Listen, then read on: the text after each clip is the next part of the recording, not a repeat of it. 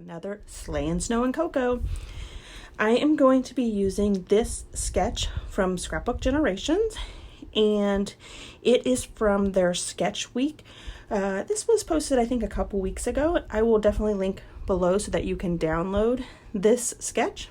The photos that I'm going to be using are photos from when we got off of the plane. We are still in the airport and we were waiting for the rest of our party to come in.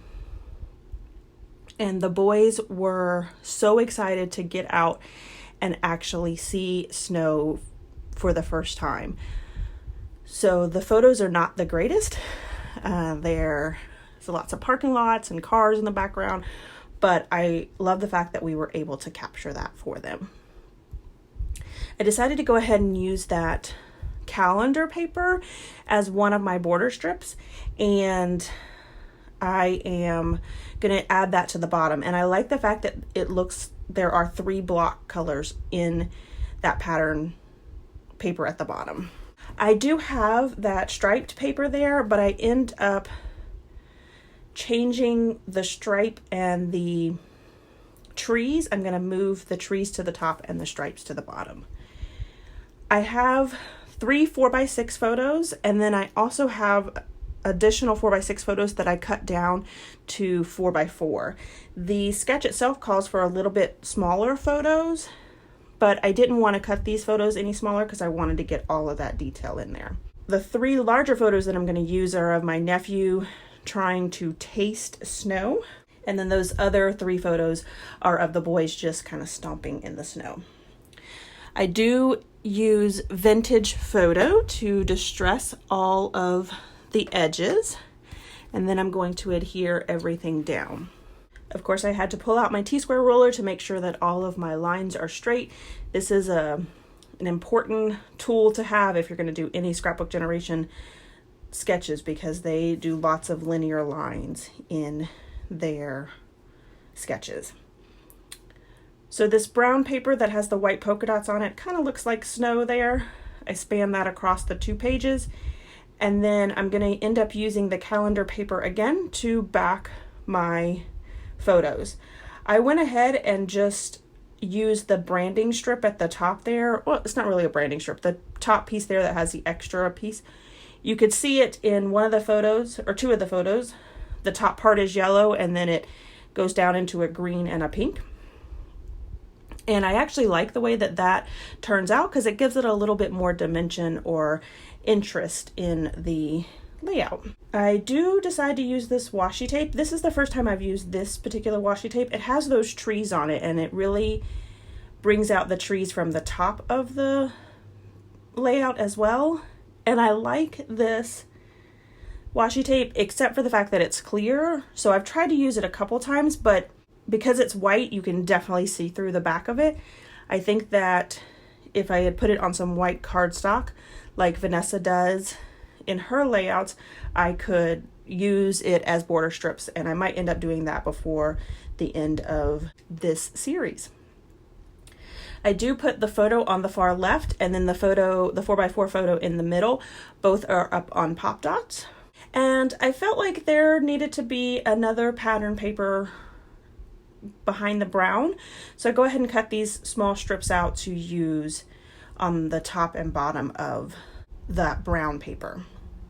So I am really excited about how much I've been able to get used in this Snow and Cocoa pack.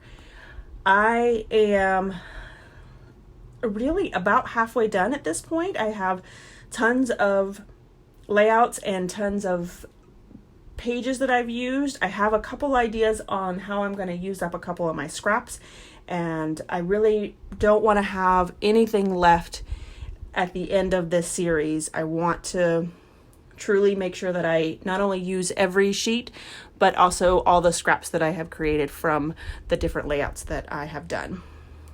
So that blue paper with the white polka dots on it, it says, "If snowflakes were kisses, I'd send you a blizzard." And I thought that that was a perfect little thing there, since Eli got his mouth sticking out and trying to catch the snowflakes. I added a snowflake that I had cut in half and put on a different layout to that piece there and tucked it behind it. And then what I'm doing now is I'm adding pop dots just to some of the snowflakes and to different aspects of the snowflakes, so it gives it some dimension, and you can definitely see that in the close-ups. This tag here says let it snow, let it snow, let it snow, and then I'm going to add a snowman right next to him. I had these gold pieces here that says they're the 3x4 cards, and I just cut out that word favorite and added it because that photo that is below that word favorite is probably my favorite picture of Eli. It just looks so innocent and just a great picture of him. I do end up putting that chipboard piece, and I had to go ahead and adhere that down with some liquid adhesive. And also on that teal snowflake, I did write Snowflake Kisses, or that little banner piece says Snowflake Kisses. Then I'm going to add some of these puffy pieces around. I add the word burr underneath the let it snow and a couple other snowflakes.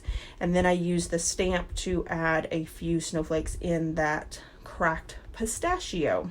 And that just gives it a little bit extra texture and dimension inside those tree paper especially.